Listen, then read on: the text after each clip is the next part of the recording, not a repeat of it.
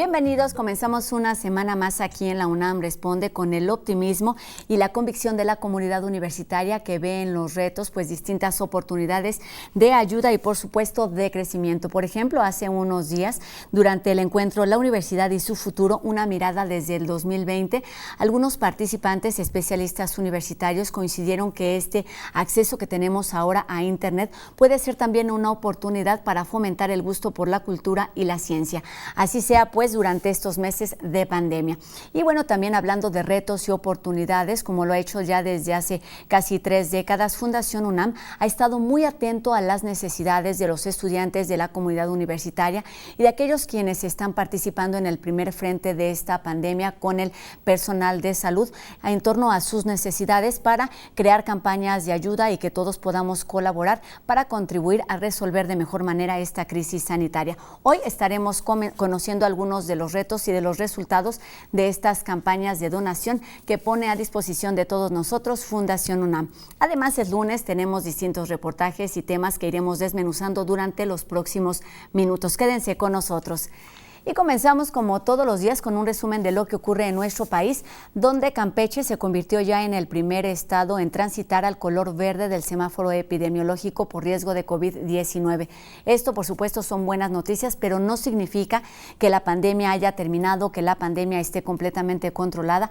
Es necesario las acciones individuales, las acciones comunes, para que todos podamos salir de la mejor manera, sigamos usando el cubrebocas y sigamos atendiendo las medidas de higiene y de distanciamiento. Comencemos pues con este resumen inicial.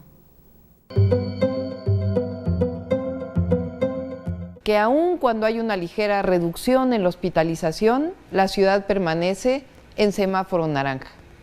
Les informo que tomamos la decisión, además, de que las oficinas públicas y privadas sigan trabajando a distancia hasta no llegar al semáforo verde para evitar el crecimiento en el número de hospitalizados. Hemos visto cómo en diversas ciudades del mundo ha habido rebrotes, por lo que preferimos ser cautos en la apertura de actividades, a arriesgarnos a tener que regresar al semáforo rojo. 30,000 muertes, número redondo, 30,000 muertes ocurren cada año por neumonía e influenza, a lo largo de todo el año, pero ocurren principalmente durante los meses de la temporada de influenza.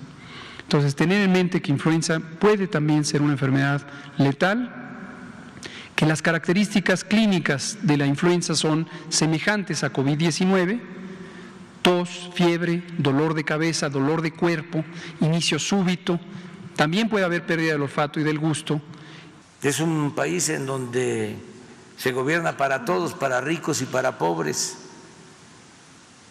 en donde el gobierno no está secuestrado por una minoría. Es un país en donde se está atendiendo al pueblo. Es un país con un gobierno al servicio de los ciudadanos, no al servicio de los grupos de intereses creados. Así algunas voces de lo que ocurre en nuestro país, mientras que Europa se vuelve a colocar como el punto rojo dentro de este mapa internacional por COVID-19. Por ejemplo, en Francia han aumentado considerablemente el número de hospitalizaciones, mientras que en Londres y Madrid, pues las personas se han manifestado por las nuevas restricciones a favor del confinamiento, precisamente por el alto número de contagios. Vamos enseguida con un resumen de lo que ocurre en el resto del mundo por COVID-19. El mundo registra 33.1 millones de casos y confirma oficialmente 1.001.854 muertes por COVID-19. Estados Unidos superó los 7.1 millones de casos de COVID-19. 21 estados muestran una tendencia al alza en comparación a la semana anterior. India superó los 6 millones de casos después de informar este lunes 82.170 nuevas infecciones en las últimas 24 horas. Perú supera los 800.000 contagios y suma 32.142 muertes. México registra 730.137 casos y 76.430 muertes por COVID-19. A partir de hoy, el estado de Campeche pasa a semáforo verde, siendo la primera entidad mexicana en hacerlo.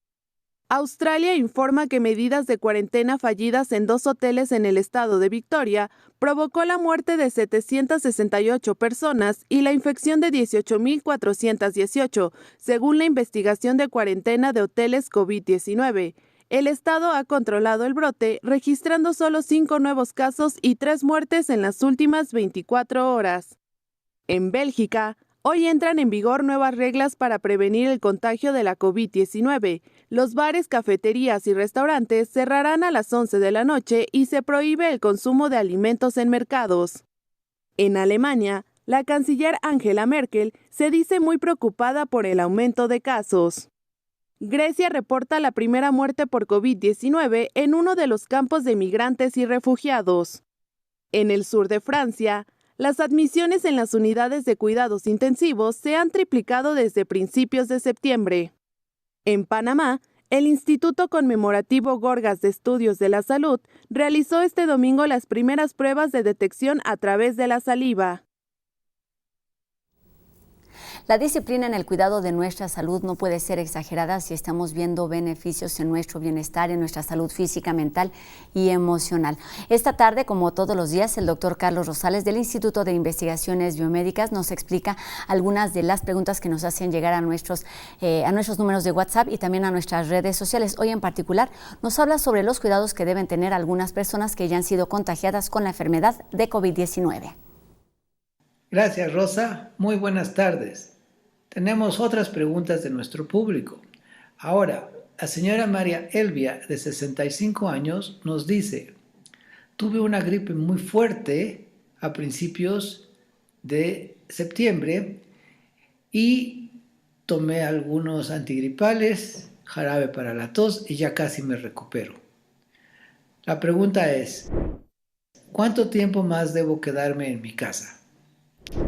Bueno, qué bueno que se está recuperando, y lo que no sabemos es si usted fue infectada con un virus de la gripe común o tuvo COVID-19. En cualquier caso, no sabemos cuánto tiempo más una persona recuperada puede seguir diseminando el virus. Se ha recomendado que 2 o 3 semanas después de recuperada una persona debe seguir en aislamiento. Si usted puede, quédese en su casa todo ese tiempo. De lo contrario, siga todas las medidas de precaución si tiene que salir. Principalmente, asegúrese de usar la mascarilla y manténgase lo más alejado posible de otras personas. Eso debe ser suficiente. Otra pregunta más. ¿Es recomendable hacerse una tomografía o resonancia magnética de los pulmones 3 meses después de haber tenido la COVID-19? Bueno, en realidad eso es para determinar si la función de los pulmones está bien. Si su médico sospecha que hay problemas pulmonares, tal vez sea recomendable hacer una de estas pruebas. De lo contrario, no es necesario. Pero la decisión debe ser de su médico. Vaya con su médico y él decidirá qué tipo de pruebas requiere. Muchas gracias. Regresamos con Rosa al estudio de TV UNAM. Gracias, doctor. Buenas tardes. Y bueno, vamos con la entrevista con parte de la comunidad universitaria. Desde su fundación hace ya casi 3 décadas, Fundación UNAM ha sido un organismo, una asociación civil que se ha manifestado pues muy activa y muy propositiva para ayudar a la comunidad universitaria a muy distintos niveles. Por ejemplo, la docencia, la investigación y la difusión de la cultura han estado desde un principio como parte de sus prioridades. Esta tarde conversaremos con sus responsables sobre el trabajo y los logros que han alcanzado durante estas décadas y en particular sobre el trabajo que han realizado en tiempos de pandemia. Por ello me da gusto saludar de nueva cuenta en este espacio universitario al licenciado Dionisio Meade, quien es el presidente de Fundación UNAM. ¿Cómo está, licenciado? Buenas tardes. Muy buenas tardes y mucho gusto estar nuevamente con ustedes en su programa y saludar a tu auditorio. Muchísimas gracias. Gracias, licenciado. Un gusto que esté con nosotros. Y también saludamos a la licenciada Araceli Rodríguez, quien es directora ejecutiva de Fundación UNAM. Araceli, ¿cómo estás? Buenas tardes. Sí, muy buenas tardes y muchas gracias por esta oportunidad. Pues hemos platicado ya en distintas ocasiones en este espacio universitario, porque ustedes son parte de esta comunidad universitaria que ha estado pues muy activa y apoyando a quienes más lo necesitan, aún en tiempos de pandemia. Por supuesto, platicaremos de estos temas, pero me parece que para comenzar, pues recordemos a nuestro público qué significa Fundación UNAM como asociación civil, cuáles son sus principales líneas de trabajo. Licenciado. Y como no, muchísimas gracias y gracias también por esta oportunidad de dialogar con ustedes. Fundación UNAM efectivamente se fundó como una asociación civil a principios del 2000, a finales de 1993, 1994, de manera que ya tiene pues bastantes años funcionando y su labor principal ha sido acompañar a la universidad en los distintos objetivos que la propia universidad tiene consigo en términos de ley. O sea, la docencia, la investigación científica y la difusión de la cultura. Nosotros somos un brazo de la universidad y nos sumamos también a estos propósitos y lo hacemos y lo hemos venido haciendo a través de todo este tiempo con distintos instrumentos que hemos puesto en marcha de la mano de la universidad para tratar de alcanzar esos propósitos. Yo creo que hay que subrayar que una de las tareas principales que desde el punto de vista del estímulo a la docencia se ha venido generando en la Fundación es el apoyo a través de becas. Y si nosotros sumáramos ya lo que se ha venido haciendo a lo largo de todos estos años, podríamos acreditar que son cientos de miles los muchachos que se han beneficiado con esta oportunidad. Y yo creo que vale mucho la pena subrayarlo, porque entrar a la universidad significa entrar a un mundo de valores, a un mundo de conocimiento, a un mundo de relaciones, a un espacio de capilaridad social, a donde todos recogemos en la universidad un mosaico de nuestro México. Y entonces la oportunidad de entrar a la universidad enriquece no solamente por la enorme importancia que tiene la universidad, por el gran lugar que ocupa entre las universidades del mundo, sino también porque ofrece este otro espacio que transforma nuestra vida, que transforma nuestras historias y que trae consigo estos beneficios adicionales que implican esta educación superior. Yo creo que ese es uno de los elementos distintivos y lo hemos venido haciendo con muy distintas modalidades. Una de ellas es, desde luego, esto que se ha llamado las becas de manutención, y otras también muy relevantes son las que hemos podido generar, desde luego en mucho menor escala, que son las que llamamos becas de movilidad. Estas becas de movilidad permiten que los alumnos nuestros tengan la oportunidad de salir un semestre fuera del país o un curso fuera del país, otra vez con las ventajas adicionales a las académicas de ponerse en contacto con otras culturas, con otras formas de conocimiento, con otras relaciones entre alumnos. Y ha sido muy satisfactorio apreciar que muchos de quienes regresan de estas experiencias después se interesan también en participar en estudios de nivel de maestría o de nivel de doctorado. Es muy interesante y muy emocionante, inclusive, cuando hemos participado en estos eventos de despedida, que hemos preguntado al auditorio para quiénes de ellos esta oportunidad de salir significa su primera salida del país. Y la verdad es que la mayoría de los alumnos levanta la mano porque es quizás su primer viaje al extranjero, para muchos de ellos su primer pasaporte, para muchos de ellos también la primera vez que se desprenden de sus familias. Entonces, aparte de las oportunidades propiamente académicas que derivan de una acción como estas, toda esta riqueza que se genera en la evolución de la personalidad y en la evolución de la riqueza de experiencias que derivan de una salida como estas, es también, creemos nosotros, una aportación formidable.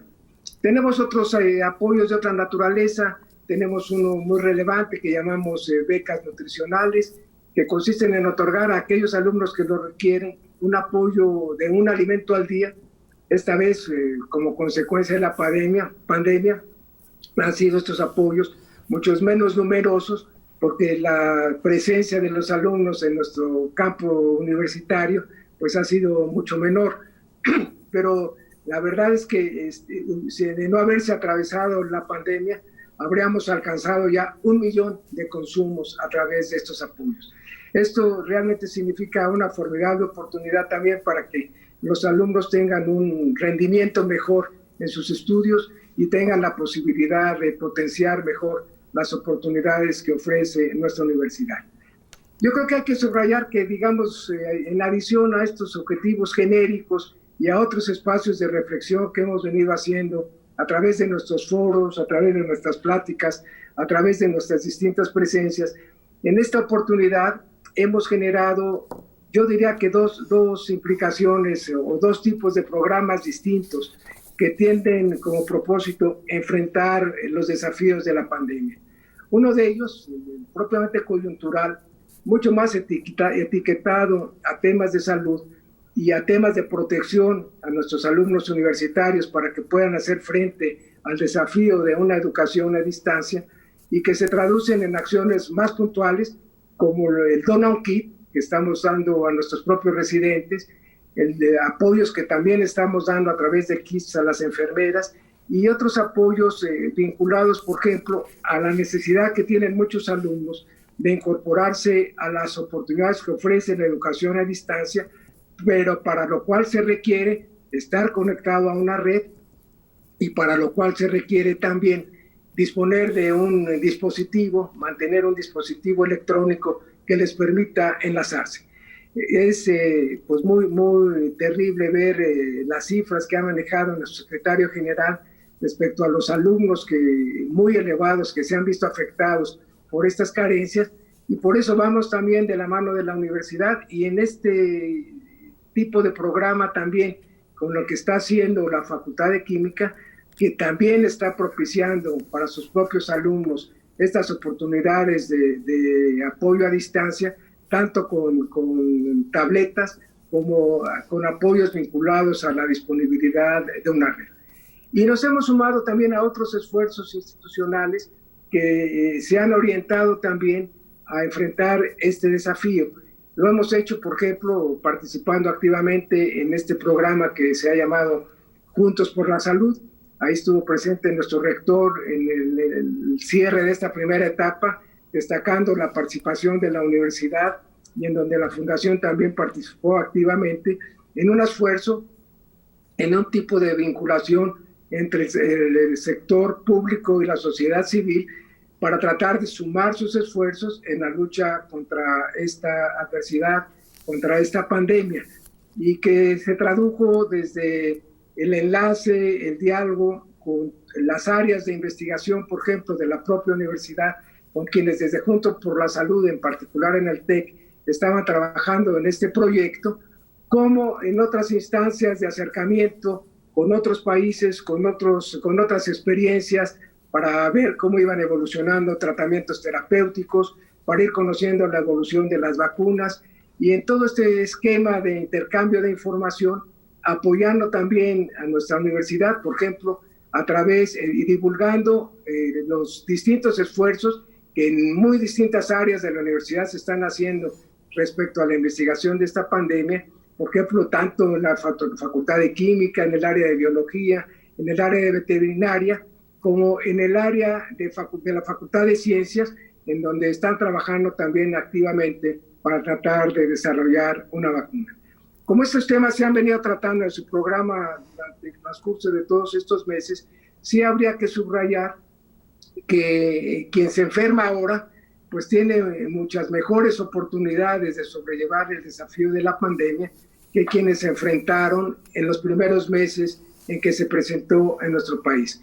Y no es de extrañar entonces que en varios de los estados esté cambiándose este semáforo ilustrativo que va señalando en qué medida cada una de estas entidades, porque muchas de sus expresiones son regionales y en el caso, por ejemplo, de nuestra ciudad, son a veces hasta por delegaciones, por alcaldías, y cómo ahora los tratamientos terapéuticos, la llegada oportuna a un tratamiento en el hospital, el mejor conocimiento de la enfermedad, la respuesta más oportuna de quienes pueden sentirse afectados por la pandemia, midiéndose, por ejemplo, el oxígeno y la temperatura, y el cuidado pues de esta trilogía en la que se sustenta lo que sí parece atenuar a su máximo las posibilidades de riesgo, que son, como se mencionaba al inicio del programa, el cubrebocas, la sana distancia y la higiene de manos. Entonces yo creo que todo esto pues ilustra en dónde hemos estado nosotros en este esfuerzo, y sí conviene subrayarlo mucho porque nuestros residentes, aunque no siempre expuestos en el frente del COVID-19, sí en algunos casos lo han estado, pero sí puede acreditarse también que el impacto de la pandemia pues ha sido muy severo en esto que llamamos la primera línea, este frente particular en donde pues justamente los enfermeros, los médicos, los camilleros, las gentes que están más vinculadas al tratamiento de los enfermos, pues son quienes se han visto más expuestos, y las cifras de daños, de contagios y en alguna ocasión lamentablemente de fallecimientos, pues se han acompañado a estos desafíos. Y por eso también esta es una buena oportunidad para reconocer ese esfuerzo que es heroico, y ese esfuerzo también en donde nuestra universidad ha participado activamente. Nosotros hemos hecho donaciones, nos ha acompañado el rector, nos ha acompañado también el director de la Facultad de Medicina, que ha sido un gran activo, un gran impulsor de estos programas para entregar estos kits de protección en algunos hospitales públicos. Conseguimos apoyos de muchos donantes, y subrayo también que las cámaras del Congreso, tanto la Cámara de Diputados como la Cámara de Senadores, otorgaron un donativo muy relevante a la universidad, con cuyos recursos se ha dispuesto de un número mayor de kits de protección personal que se han venido entregando y que ya superan los 500,000 en el lapso en que hemos venido manejando estos recursos. Esto ilustra, digamos, por el lado del vínculo con los temas más asociados a la salud. No sé si mencioné que apoyamos también este programa de la Facultad de Ciencias, me parece que sí, para el desarrollo de una vacuna, y si me permiten, en una oportunidad posterior, haría referencia a los programas pues propiamente académicos que estamos trabajando también en relación a enfrentar esto que hemos llamado nueva realidad, pero muchas de cuyas implicaciones habrán de permanecer en el futuro, y con diríamos, con una doble repercusión. Por una parte, pues nosotros siempre quisimos empujar las ventajas de la educación a distancia, que hoy se ha vuelto pues casi el único camino para poder continuar con los espacios de educación, pero que una vez que volvamos se ha vuelto necesario y prácticamente la única opción, licenciado, en estos tiempos de pandemia y de confinamiento.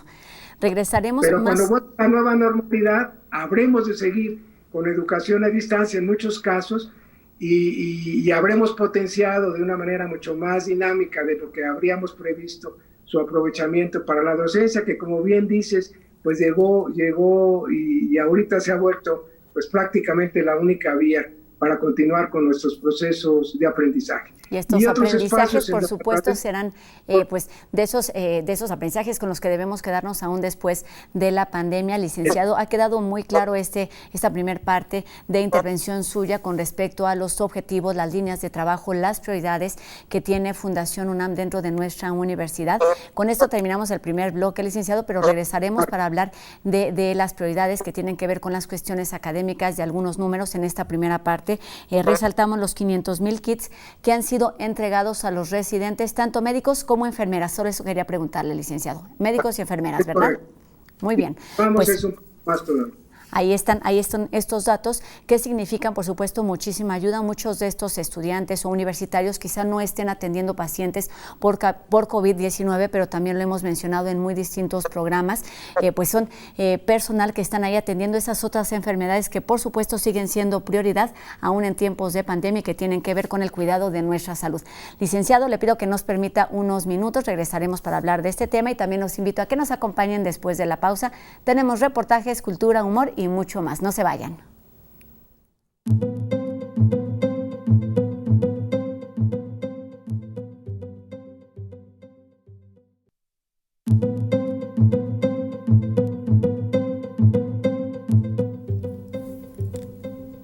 Qué gusto que continúen con nosotros aquí en la UNAM Responde, y es lunes de recomendaciones con Anel, de recomendaciones literarias, quien esta tarde en Si leo no me encierro nos acerca al número más reciente de la revista de la Universidad de México, que tiene su versión televisiva y que pueden disfrutar, por supuesto, todos los viernes aquí en TV UNAM. Te escuchamos, Anel.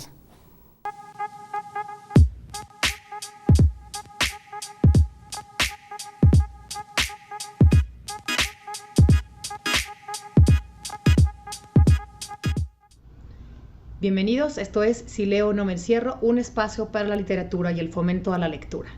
La recomendación de hoy es a que conozca la revista de la Universidad de México.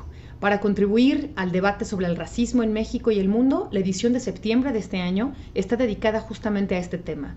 La intención de este número es revisar nuestras creencias, nuestras prácticas más cotidianas y las diversas formas en que el racismo se ejerce en nuestro entorno, dándole, como siempre, la palabra y desde luego la página a quienes han sufrido de primera mano esta forma violenta de discriminación.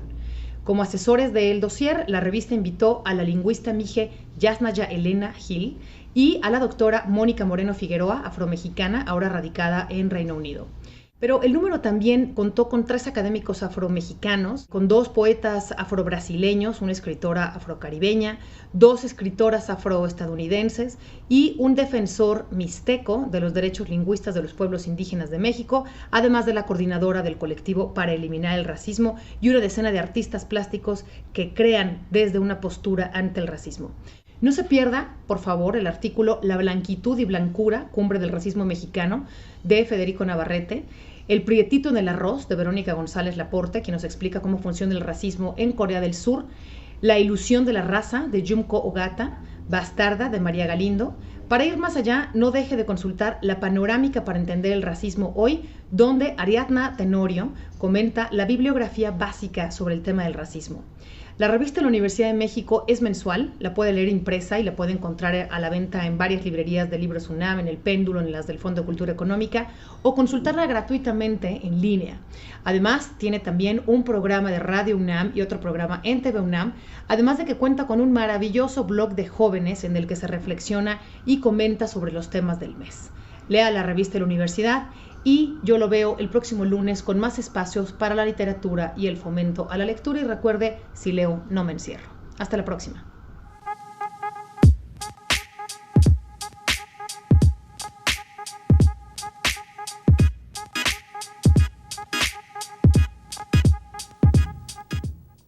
Disponible en distintas plataformas y accesible a todos los gustos y con temas en verdad muy, muy atractivos. Y pasemos ahora a hablar de un tema sensible para nuestra sociedad. A raíz del 6º aniversario que se cumplió el pasado sábado 26 de septiembre, a causa de la desaparición de los estudiantes de la normal de Ayotzinapa, los chicos de Entrending durante toda esta semana nos estarán acercando a estos temas desde muy distintas perspectivas, y hoy nos acercan a un proyecto universitario que tiene que ver precisamente con este tema, la desaparición forzada. Desde hace más de una década, México atraviesa por una severa crisis forense. A la fecha no solo han aumentado los homicidios y la desaparición de personas, también existe una gran cantidad de cadáveres, osamentas y restos humanos sin identificar. Así lo dio a conocer el gobierno federal dentro del Informe Nacional de Búsqueda.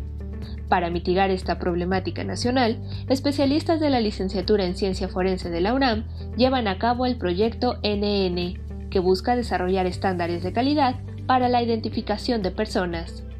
Aplicamos diferentes técnicas, tanto visuales, métricas, modelos estadísticos muy bien elaborados y también técnicas complementarias como tomografías o en este caso radiografías para poder hacer la confronta cuando hay un dato antemortem. Nosotros con estas técnicas podemos tener un grado de confiabilidad hasta del 95% de probabilidad de pertenencia, entonces es muy alto.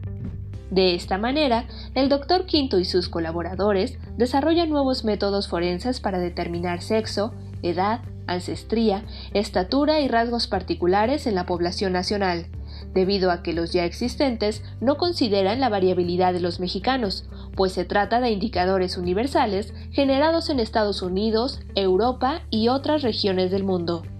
No tenemos una base de datos hoy en día para saber si un cráneo, por ejemplo, que se encuentra en la frontera, ¿no?, de nuestros hermanos migrantes, no sabemos si pudo haber sido del sur, del centro o del norte de México, y que ya eso en un contexto forense es súper valioso, ¿no? Y pues más si podemos decir de algo de Centroamérica, ¿no? Entonces, bueno, en ese tipo de cosas es ahora en lo que nosotros estamos tratando de pegar, ¿no?, en ese tipo de disyuntivas. Otra de las iniciativas de este proyecto es la gestión integral de fosas comunes, cuyo objetivo es recuperar cuerpos que no fueron reclamados, lo que no solo evitaría el saqueo para su venta ilegal. Además, los restos pasarían a la colección osteológica nacional, permitiendo a los investigadores seguirse preparando en el estudio de identificación forense. En materia de gestión integral, Panteones ha generado un protocolo específico para poder aplicarlo en campo y poder ayudar en esta cosa que la Ley General de Desaparición Forzada nos pide, que es el Plan Nacional de Exhumaciones. Tú imagínate que esa ley le emplaza al Estado a generar una respuesta activa sobre qué cantidad de personas hay en los panteones, en las fosas comunes, y pues ordenarlas. Este proyecto, que vio la luz en 2018, ha recorrido un largo camino en la contribución de la identificación de personas desaparecidas. Y aunque se trata de una disciplina aún joven en México, su práctica ha ido cobrando mayor importancia gracias a su contribución con las instituciones de justicia del país. Para hechos incomprensibles, pues tareas y labores extraordinarias en verdad por parte no solamente de universitarios. Y bueno, cambiemos ahora radicalmente de tema.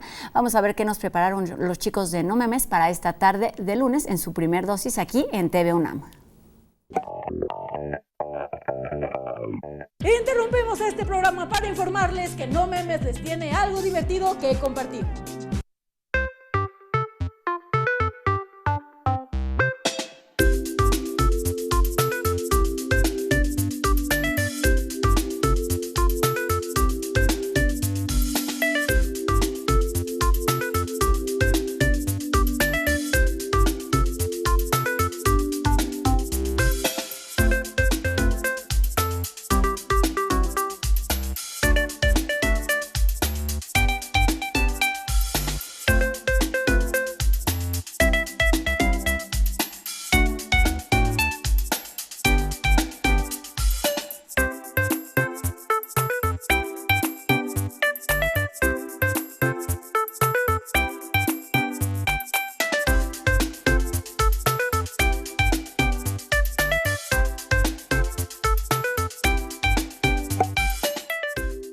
Esto es solo una probadita, el programa completo hoy y todos los lunes a las 9 de la noche por TV UNAM. No Memes, ya de media hora porque ustedes lo pidieron. Y bueno, es momento de hacer una pausa. Al regresar seguiremos hablando de distintos temas aquí en la UNAM Responde. No se vayan, regresamos.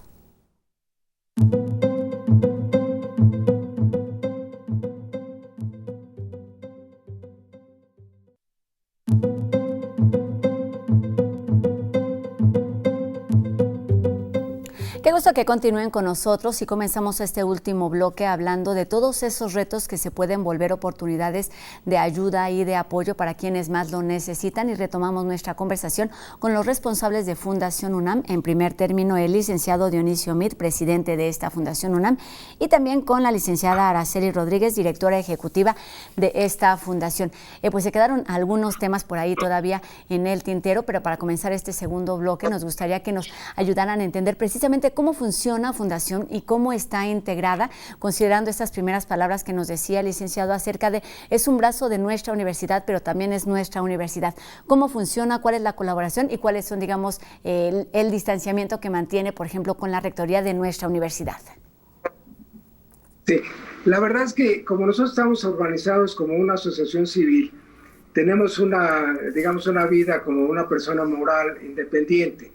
Participa y es nuestro presidente honorario, el rector, pero tenemos un consejo integrado por cerca de 30 personas, en donde están reflejadas pues un poquito la propia comunidad universitaria y en donde tenemos como consejeros pues muy distintas presencias de nuestra expresión académica, de nuestra expresión empresarial, de nuestra expresión cultural, y todos ellos suman con su enfoque, con su visión, con su aportación y con su sensibilidad, elementos que nos permiten ver con mayor claridad, y ahí está presente el rector y las autoridades universitarias que participan en cada consejo, cuáles serían aquellos elementos en donde pudiera ser más sensible la aportación que nos pudiera dar cada uno de ellos.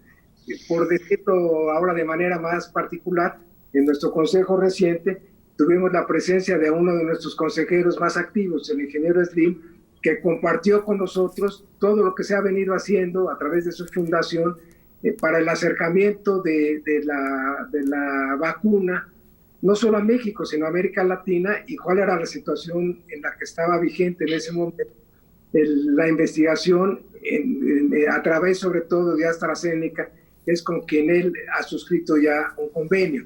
También nos comentó en otro proyecto en el que también Fundación UNAM estuvo participando, que es precisamente el del Centro Hospitalario Citibanamex, que ha acreditado ser uno de los más responsables, de los más profesionales en el tratamiento del COVID, con un índice de letalidad verdaderamente bajo, verdaderamente ejemplar, y en donde compartió con nosotros en el Consejo lo que se ha venido haciendo a través de esa presencia.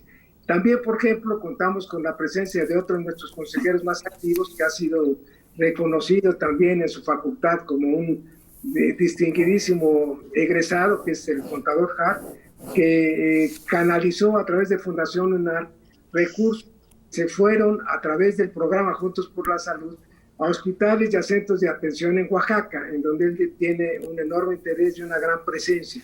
Entonces, a través otra vez de esta actividad, pues nosotros nos vinculamos con la universidad en esta, digamos, en esta particular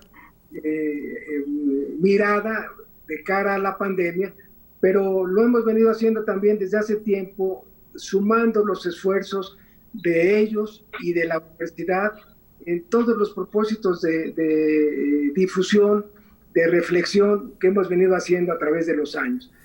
Por ejemplo, diseñamos un foro que llamamos 2020, cuando cumplió 20 años la fundación, que justamente pretendía ser un elemento de reflexión entre lo que tenía la universidad hace 20 años y en lo que estimábamos como una proyección para efectos de un análisis de cómo se vería la universidad en los siguientes 20 años.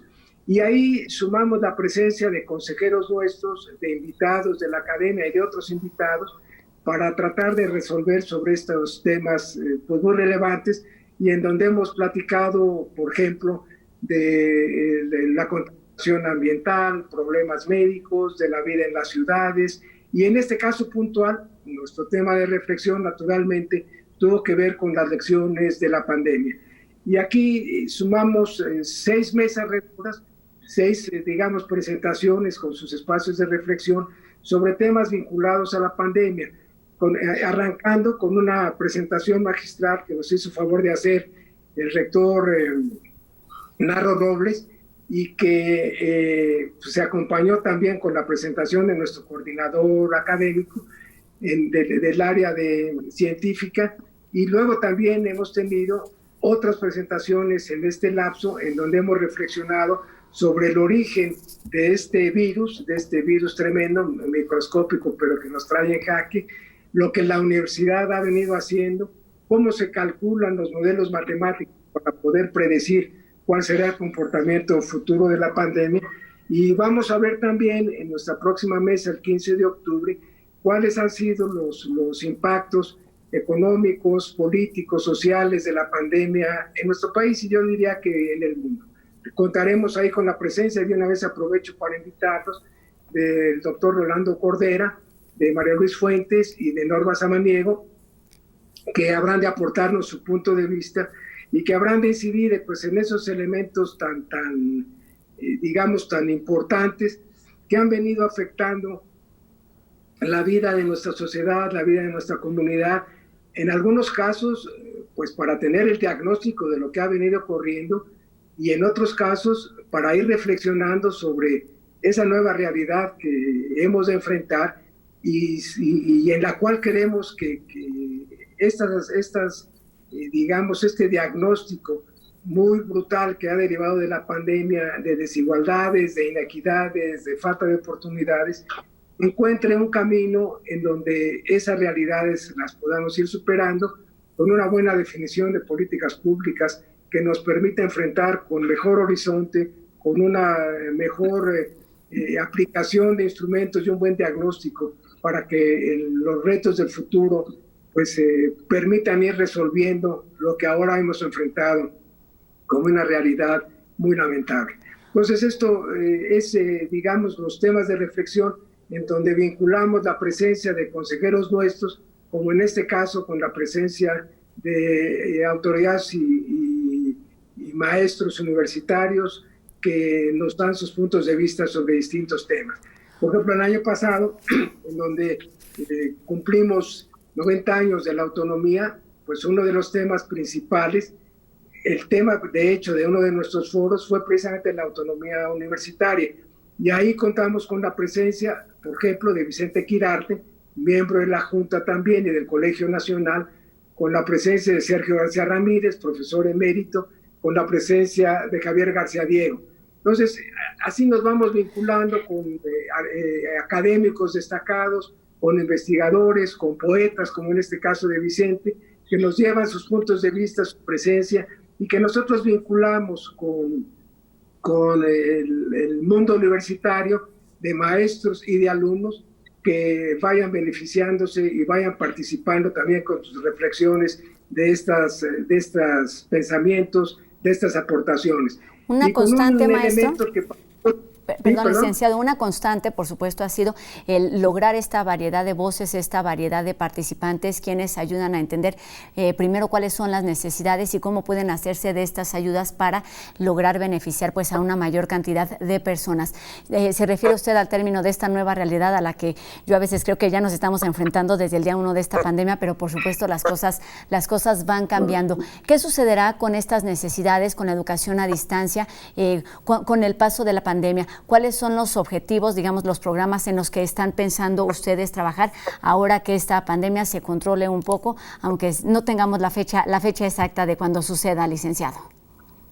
Yo creo que aquí también hay digamos, dos estrategias diferentes. Una, pues, justamente para enfrentar la coyuntura, como lo habíamos expresado, para lo cual estos donativos del Donald Kit, justo para dotar de equipos de protección personal a nuestros residentes, ha sido una respuesta, pero otra respuesta ha sido justamente la de poder poner a disposición de los alumnos, de la mano otra vez de las autoridades universitarias, una tablet o el acceso a unas vías de comunicación a través de las redes, a través del Internet.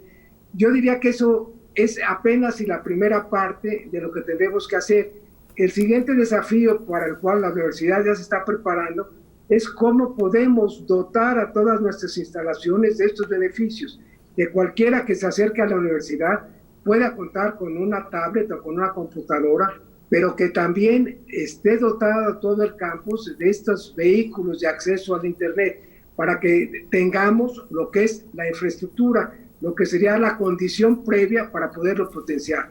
Pero el diseño de los programas, el diseño de esta correlación o de esta nueva correlación que se estará generando entre maestros y alumnos para poder enfrentar las circunstancias de estos nuevos desafíos, está también desarrollándose, y vale la pena subrayar, por ejemplo, que en algunos de nuestros foros de hace algunos años ya trabajaba la universidad activamente en lo que se llamaba el aula del futuro, y ya ponía en la mesa de discusión cómo tendría que ser el proceso educativo en los siguientes años, justamente anticipándose a lo que ahora nos vino a imponer la pandemia como una nueva forma de operación en el aprendizaje.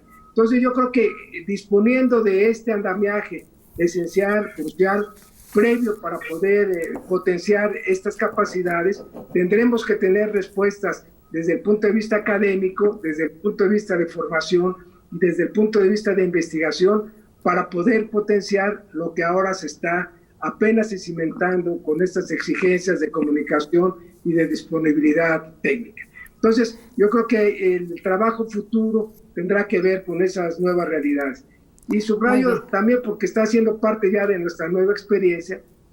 Para nosotros ha sido muy relevante que podamos subrayar este acento entre el mercado y la academia, porque justamente lo que queremos es también potenciar lo que puede ofrecer la academia para mejorar las condiciones de operación de la economía.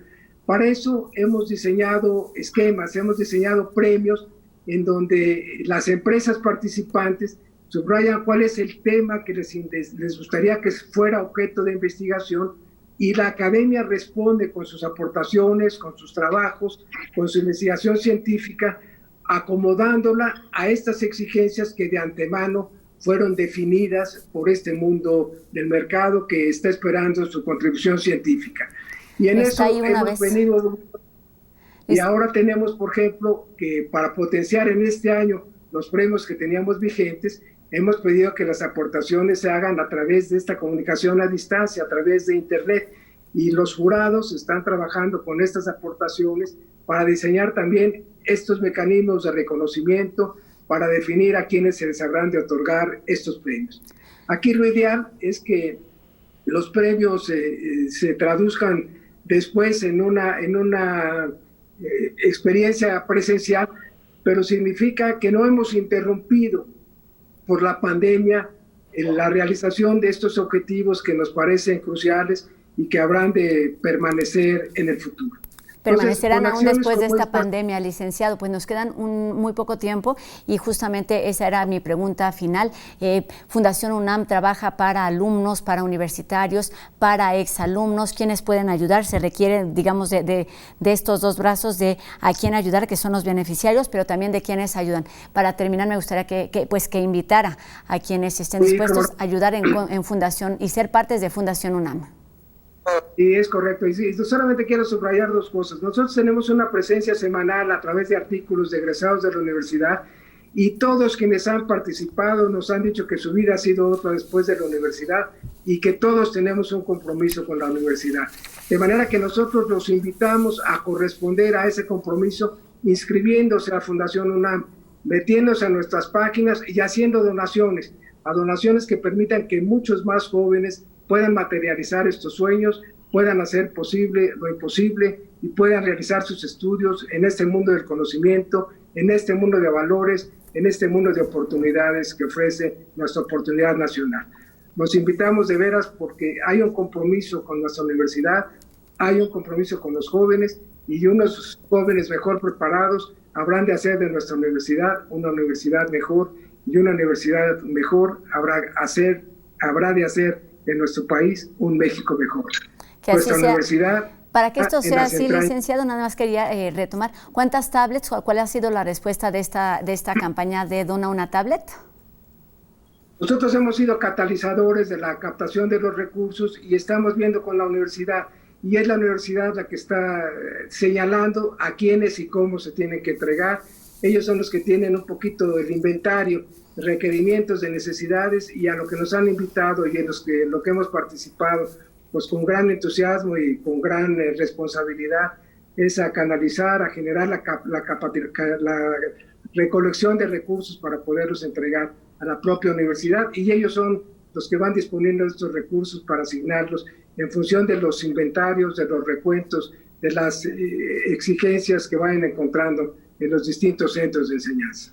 Pues licenciado, muchísimas gracias por estos minutos, por este panorama completo acerca del objetivo y de la función de cómo trabaja Fundación UNAM, un brazo, como nos decía, de nuestra Universidad Nacional Autónoma de México, que trae beneficios en temas de investigación, de docencia y por supuesto de difusión de la cultura. Ahí están los datos y también está la invitación para acercarnos a la siguiente mesa del Foro 2020, lo cual sucederá el próximo 15 de octubre. Toda la información, por supuesto, en las redes sociales y en la página de Fundación UNAM, que ha estado apareciendo a lo largo de de estos minutos. Agradezco pues al licenciado Dionisio Mir, presidente de Fundación UNAM, y también a la licenciada Araceli Rodríguez, quien acompaña al presidente, quien también es directora ejecutiva de nuestra fundación. Gracias y buenas tardes. Un honor estar con ustedes, ¿sí? Muchas gracias.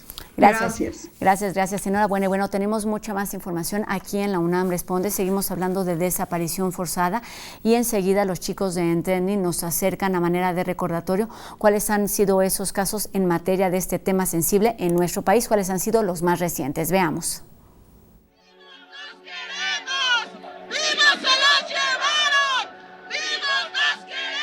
43 estudiantes normalistas están desaparecidos desde la noche del viernes 26 de septiembre.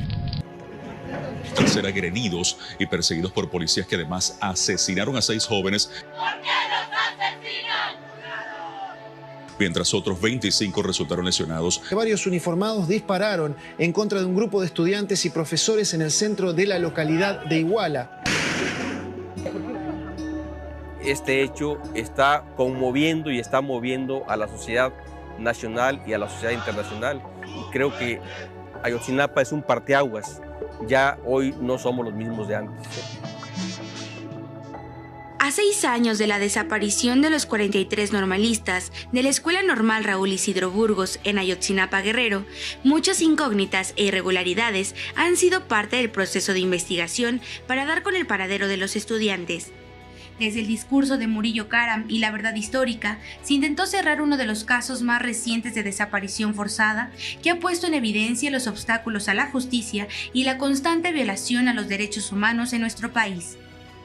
Cuando hablamos de desaparición forzada, estamos hablando de las responsabilidades o de una desaparición, una detención involuntaria y el ocultamiento del paradero de una persona cometida por agentes estatales o con la anuencia del Estado.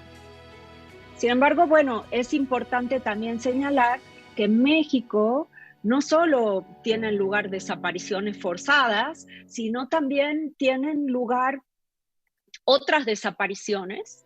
Desde entonces, la indignación ha sido una constante en la sociedad y la búsqueda por la justicia y la aparición con vida de los normalistas continúa. La desaparición de los 43 normalistas de la Escuela Isidro Burgos es un hecho trágico y creo que es un hecho trágico por muchas cosas. En primer lugar, porque desaparecieron 43 jóvenes que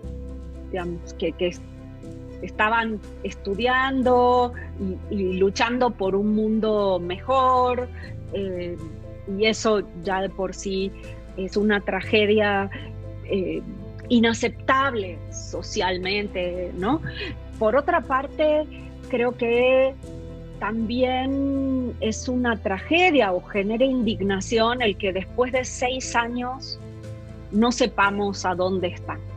Al inicio de este sexenio, se creó la Comisión para la Verdad y Acceso a la Justicia en el caso Ayotzinapa, que reúne a diferentes grupos de investigadores que han logrado avances que se acercan a la respuesta sobre su paradero. Uno de los más importantes, que echa atrás la verdad histórica, es el hallazgo de los restos humanos que corresponden a una de las víctimas, el cual no fue encontrado en el basurero de Cocula ni en el río San Juan, tal y conforme a la versión pública de la anterior administración, sino a un lugar conocido como Barranca de la Carnicería, ubicado a 800 metros de distancia de donde se crea la antigua narrativa. Otro de los avances importantes en los últimos días fue que Carlos G., extitular de la Policía Federal Ministerial, se entregó en la Ciudad de México a las autoridades de la Fiscalía General de la República, pues existía una orden de aprehensión en su contra por su probable participación en los hechos de tortura y desaparición forzada contra algunos de los detenidos por el caso. Sin embargo, el proceso continúa hasta saber la verdad. Sin embargo, yo creo que el caso de Ayotzinapa tuvo una resonancia tan fuerte a través de un caso paradigmático, la tragedia que viven las familias de las personas desaparecidas. La desaparición forzada de los 43 normalistas es considerado un crimen de lesa humanidad y desafortunadamente no es el único caso, pues México vive una grave crisis con miles de víctimas más. Crisis, por supuesto, en más de un sentido. Hoy les presentamos únicamente 2 piezas de este programa en Trending que se transmitió la semana pasada. Pueden checar el programa completo en nuestras redes sociales de TV UNAM, por supuesto en YouTube. Y todos los jueves en Trending nos presenta un tema distinto a las 8:30 por TV UNAM. Hasta ahí la invitación a consultar y acercarnos a los chicos y a la mirada de estos reporteros que tocan distintos temas sociales que tienen que ver con la coyuntura de nuestro país. Y con esto terminamos un programa más de la UNAM Responde. Recuerden que nuestra retransmisión es hoy a las 6:30 de la tarde. Recuerden que pueden escribirnos a todas nuestras redes sociales y a los números de WhatsApp para hacernos llegar sus dudas y sus comentarios. Siempre los estamos leyendo y los invitamos a que nos acompañen mañana completamente en vivo a las 2:30 de la tarde por TV UNAM. Adiós.